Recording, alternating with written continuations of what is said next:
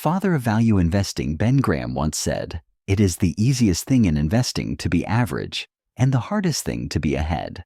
The world of investing is undergoing significant evolution, and staying ahead of emerging trends is essential for investors to succeed.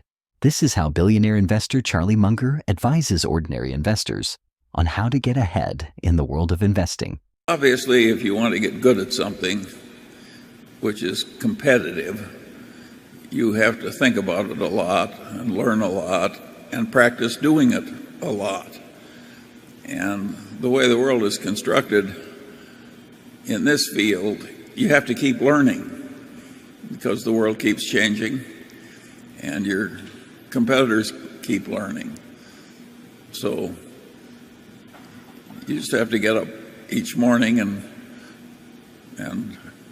try and go to bed that night a little wiser than you were when you got up. And if you keep doing that for a long time and accumulate some experience, good and bad, as you try and master what you're trying to do, people who do that almost never fail utterly. They may have a bad period when luck goes against them or something, but very few people have ever failed with that. If you have the right temperament, you may rise slowly, but you're sure to rise. So how did Charlie Munger get into investing? Charlie, did you take any business courses in school? None. I took accounting. And when did you start valuing businesses, and how'd you go about it? When I was a little boy. I can remember I would come down to the Omaha Club, and there was an old gentleman who hit the Omaha Club about 10:30 every morning. He obviously did almost no work and yet was quite prosperous. He became your ideal. Yeah, but he made me very curious as a little boy. I said to my father, "How in the hell does he do that?" And he said, "Charlie, he's in a business where he enjoys practically no competition. He gathers up and renders dead horses." Well, that was an example of avoiding competition by one stratagem. And if you keep asking questions like that of reality, starting at a young age, you gradually learn. I was just automatically doing that. What was working? What was failing? Why was it working? Why was it failing? If you have that temperament, you are gradually going to learn. And if you don't have that temperament, I can't help you. I noticed, it's rather interesting,